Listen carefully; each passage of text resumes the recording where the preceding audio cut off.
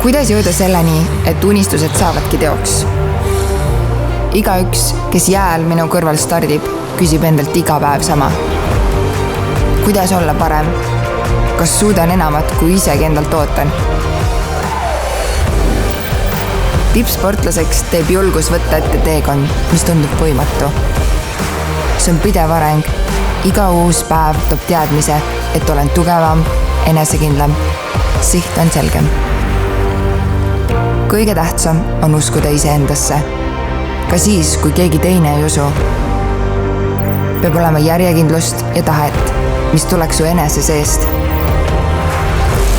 Pole paremat tunnet, kui valida tee, kuhu kogu südame ja hingega tõmbab. Minu valik on oma unistused teoks teha.